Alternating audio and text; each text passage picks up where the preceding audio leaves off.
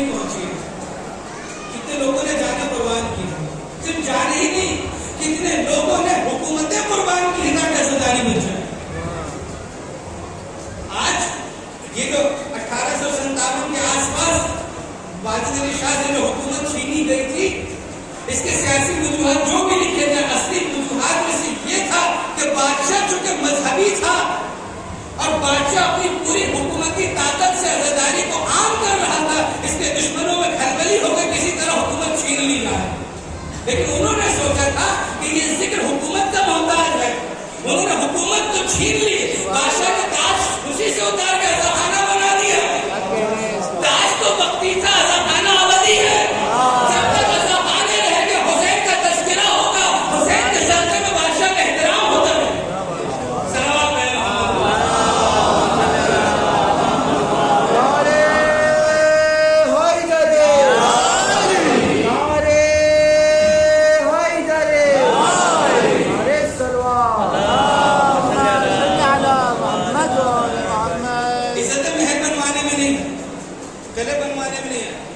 میں نے دیکھا بہت سی جگہوں پر, ہندوستان کے بہت سے شہروں میں جانے کا اتفاق ہو, دیکھا بڑے بڑے بادشاہوں نے بڑے بڑے قلعے بنائے, بڑے بڑے محل بنے, آج سب کھٹر بن گئے, یا پکنک اسپاٹ ہو گئے ہیں, یا آثار قدیمہ کے ہو گئے ہیں. وہاں پہ قبریں ہیں بھی تو کوئی قابل احترام نہیں ہے, کوئی قبر پہ جوتا لے کے چڑھتا ہے, کہیں قبروں میں بےروتیاں ہوتی ہیں, کہیں بادشاہ کے محل آج بےروتی کا مرکز بن گئے ہیں, بدتمیزیاں سرعام ہو رہی ہے. لیکن جن بادشاہوں نے یہ سمجھ لیا تھا زندگی کا راز کہ عزتیں تخت و تاج میں نہیں ہوتی ہیں, اہل بیت کی غلامی میں ہوتی ہیں, انہوں نے محل کے ساتھ امام باڑے بنوائے, اور امام باڑے کے صحن میں خود دفن ہو گئے. آج حسین کے صدقے میں 100 سال بعد ان کا بھی احترام ہو رہا ہے. احترام کیوں ہو رہا ہے؟ حسین کے صدقے میں. جنہوں نے اپنے کو اعظم سمجھا, اپنے کو اکبر سمجھا, وہ آج صرف تفریح بن گئے. جنہوں نے خاتم حسین سمجھا آج تک محترم ہے, اس لیے کہ عزت بادشاہت میں نہیں ہے, اس لیے کہ دنیا کا بادشاہ ہے تو حسین ہے, اور جو حسین سے وابستہ ہوگا بس اس کی ہی بادشاہت چلے گی. سلام محمد. تھوڑا تاریخ میں پیچھے چلتے ہیں. یہ جو آج ہم بڑے شوق سے کہتے ہیں نا ہم شیعہ ہیں, یہ پہلے ہندوستان میں شیعہ اتنے الگ سے پہچانے نہیں جاتے تھے, کوئی پہچان نہیں کی رہا. اس لیے ہمارے بہت سے بزرگ علماء بھی تقیہ میں رہے, جن سے بہت بڑا نام آتا قاضی مرتضیٰ شستری, آگرہ میں جن کا مزار ہے. ان کو اکبر بادشاہ کے زمانے میں چیف جسٹس کا عہدہ ملا, جو چیف جسٹس تھے پورے مغلیہ امپائر میں, اور وہ تھے تو شیعہ لیکن ظاہر نہیں کر سکتے تھے, اس لیے تقیہ میں رہے, اور وہ فیصلہ کرتے تھے وہ اپنے اشتہاد سے کرتے تھے لیکن ظاہر نہیں کر سکتے. آخر ان کی شہادت بھی اسی بنا پر ہوئی کہ لوگوں کو شک ہو گیا, وہ شک کے بنا پر سازشیں ہونے لگے, ان کو شہید کر دیا. لیکن جب یہ دور گزرتے گزرتے سن 1200 ہجری تک آیا, ابھی 1446 یعنی آج سے 246 سال پہلے, زیادہ پرانی بات نہیں, 246 سال پہلے اودھ حکومت بن چکی تھی, لیکن شیعت ظاہر نہیں تھی. آصف الدولہ کا زمانہ تھا, جو واجد علی شاہ کے دادا پردادا ہوتے ہیں, وہی سلسلہ ہے. ان کا زمانہ تھا, شیعت ظاہر نہیں تھی, لیکن شیعہ علماء تھے دربار میں. شیعہ نام نہیں تھا لیکن شیعت تھی بغیر نام کے. انہی علماء میں سے ایک تھے مفرماب کے والد, مفرماب جن کا امام باڑہ میں لکھنؤ میں آزم کے قبر کے وہیں ان کا نام تھا سید دلدار علی مفرماب. پڑھائی میں بہت تیز تھے, تمثیلی میں بہت تعلیم حاصل کر لی تھی, تو بادشاہ تک جب یہ خبر پہنچی آصف الدولہ تک, تو انہوں نے اپنے خرچ سے انہیں نجف بھیجا پڑھنے کے لیے. 9-10 سال جب جتنا مدت وہ رہے, اس کے بعد جب وہ پلٹے ہیں تو اب انہوں نے اپنی ذمہ داری پوری کی. سب سے پہلے بادشاہ کے سامنے دین رکھا, ان کو بتایا کہ ہم شیعہ مذہب سے متعلق ہیں, اب تقیہ کا زمانہ نہیں, تو آپ اپنی شیعت کا اعلان کر رہے ہیں.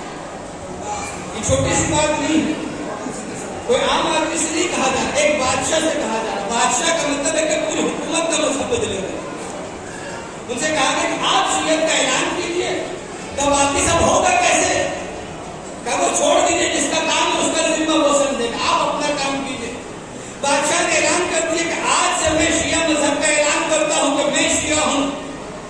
اب حکومت کا سرکاری مذہب شیعہ، تو آج سے 246 سال پہلے سن 1200 ہجری میں شیعہ مذہب ہندوستان کی تاریخ میں پہلی بار الگ اعلان پہچانا گیا.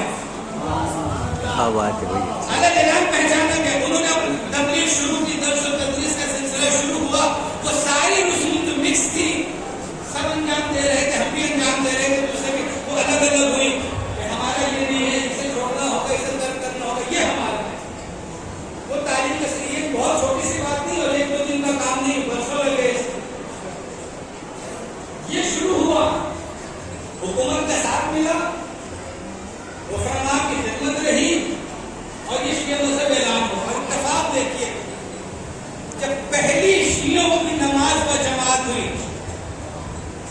دن تھا جمعے کا، تاریخ کی 13 رجب 1200 ہجری، سن 1200 ہجری جمعے کا دن 13 رجب کو پہلی مرتبہ ہندوستان کی سرزمین پر صبح اول میں جامع مسجد میں شیعوں کی پہلی اذان گونجی، اشہد ان علی ولی اللہ. اور یہ آواز کا گونجنا تھا کہ شیعت تیزی سے پھیلی. اول حکومت کا احترام پھیلا. اول حکومت کا احترام کیوں ہوا؟ شیعہ اہل بیت کے ذکر کے ساتھ میں، ورنہ حکومتیں بہت آئی اور چلی گئی، لیکن سب نے قلعے اور محل بنوائے. یہی واحد حکومت ہے کہ محل سے بڑے امام باڑے بنوائے، محل سے بڑے تعزیہ خانے بنوائے. تو پہلی جماعت 13 رجب سن 1200 ہجری میں ہوئی، جمعے کا دن. اتفاق سے اسی رجب میں 27 رجب بھی جمعے کا دن تھا. پہلا جمعہ ہوا، پہلا جمعہ ہوا جو سلسلہ آج بھی جاری ہے. اب تبلیغ ہوتی رہی، شیعت پھیلتی رہی.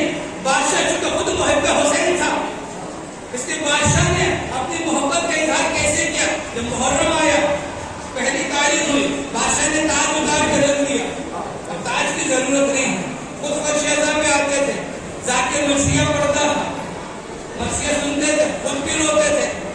جب بادشاہ رو رہا ہو، کیونکہ سارے درباری بھی روئیں گے، عوام بھی روئیں گے. اور عاشور کے دن بادشاہ نے کیا کیا؟ اپنے سر پہ تعزیہ رکھ. آج ذرا سا تھوڑا سا جیب بڑی ہو جائے، گاڑی تھوڑی سی بڑی ہو جائے، تھوڑا سا عہدہ بڑا ہو جائے، تو پھر ماتم بھی. کتنی جیب بھاری اتنا ماتم ہلکا، جتنا عہدہ بڑا اتنا ماتم ہلکا. جب تک عام تھے دستے میں اول میں کھڑے ہوتے تھے، جیب بھاری ہوئی، بیلنس بڑھا، دستے سے ایک قدم پیچھے ہوتے ہوتے ہوتے ہوتے پھر وہ بھیا ٹائم ہی نہیں ملتا، کیا کریں. یہ آج کے دور میں ہے، ہر جگہ سے، یہاں کی بات نہیں ہے، دوسرے شہروں میں جائے جس سے بھی زیادہ ملے گا. سب کام چھوڑ دیا، تاج اتارا، تعزیہ سر پر رکھا، آگے آگے یا حسین. کیوں؟ میں جا کے پوچھوں، اے آصف الدولہ بادشاہ، آپ تو صاحب تاج ہیں، آپ نے تاج اتار کے تعزیہ کیوں رکھا؟ تو وہ یہی جواب دیں گے، تاج وقتی ہے، تعزیہ ابدی ہے. تاج چھینا جا سکتا ہے، حسین کی محبت چھینی نہیں جا سکتی. جب تاج رکھا، تعزیہ سر پہ رکھا، تو پھر عزت بڑھی، پھر محترم ہو گئے، پھر حسین نے نوازا بھی ویسے. پھر وہ تاریخ کیا جو بڑا امام باڑہ بنا، آج دنیا میں اس کی مثال نہیں ہے. وہ کیوں بنا؟ دیکھیں بہت سے بادشاہوں نے شوق میں عمارتیں بنوائی، اور عمارتیں جو بنوائی وہ حکومتی خزانے سے بنوائی. یہ دنیا کا سب سے بڑا امام باڑہ ایسا ہے جس کو بنایا تو بادشاہ نے تھا، لیکن حکومت کا ایک پیسہ نہیں لگا. حکومت کا ایک پیسہ نہیں لگا، یہ صرف حسین والوں کا پیسہ لگا. جب بادشاہ نے یہ تجویز رکھی کہ امام باڑہ بنائیں گے، تو سب نے کہا کہ حکومت کے خزانے پہ زور پڑے گا. تو بادشاہ نے کہا حکومت کے خزانے سے پیسہ لو، یہ میں نے کب کہا؟ حکومت کا پیسہ عوام کا ہے. حسین کے لیے پیسوں کا انتظام ہو جائے گا، تم نقشہ بناؤ. یہ بھی بتا دیں امام باڑہ کیوں بنا، انہوں نے اپنی نمائش میں نہیں بنایا. میرا نام ہو، لوگ کہیں کہ یہ میرا امام باڑہ ہے. آصف امام باڑہ بھی بعد میں نام رکھا گیا، انہوں نے نام نہیں رکھا تھا. کیوں ہوا؟ اس زمانے میں اودھ میں قحط پڑ گیا، سوکھا جسے کہتے ہیں، سوکھا پڑ گیا، بارش نہیں ہو رہی، کھانے کو کچھ نہیں، لوگ بھوکے مر رہے ہیں. تو بہت سے ایسے لوگ تھے، شرفا تھے،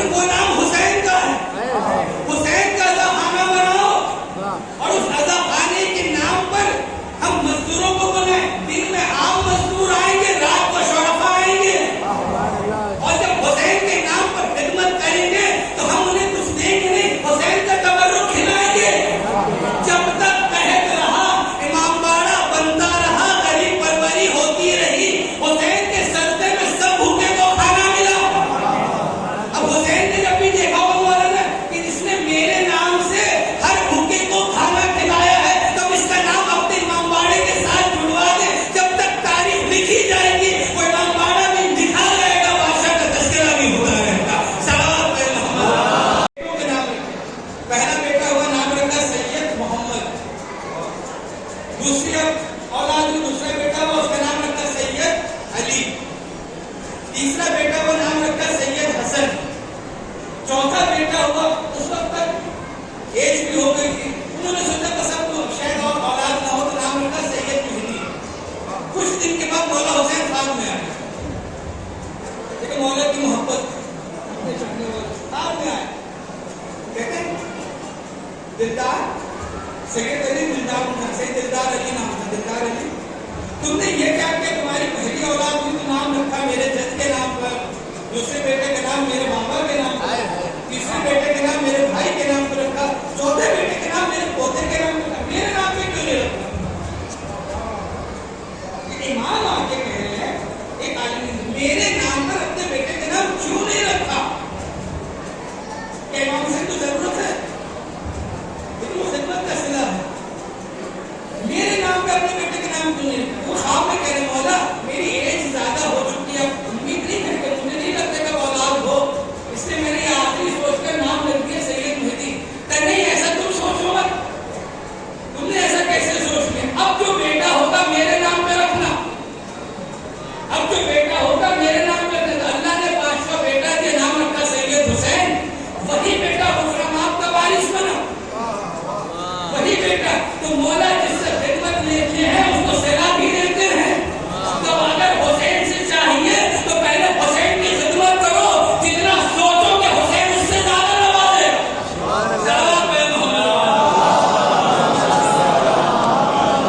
जब फैलने लगी तो वासिफ उद्दौला ने यह सोचा कि सिर्फ शिया आज़ादारी करें या मुसलमान आज़ादारी करती तो कम है, दूसरे भी आए हुसैन के नाम।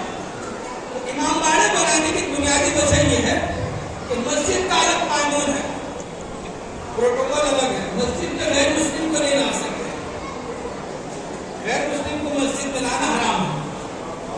जो लेके आएगा वो हराम कर रहा है, तो खुद आ रहा है वो भी हराम में मुब्तला हो। तो मस्जिद या मस्जिद के कैंपस में गैर मुस्लिम नहीं आ सकते, तो मस्जिद का प्रोटोकॉल है। लेकिन इमाम बाड़े में सब आ सकते हैं। तो अगर मस्जिदों ही में मजलिसें होती तो मजलिसें महदूद हो जाती, इसलिए इमाम बाड़ा बनवाया ताकि हर एक आए, हर एक आए, मुसलमान भी आए, हिंदू भी आए, सिख भी आए, ईसाई भी आए, सब कोई आए, सब मिलकर हुसैन हुसैन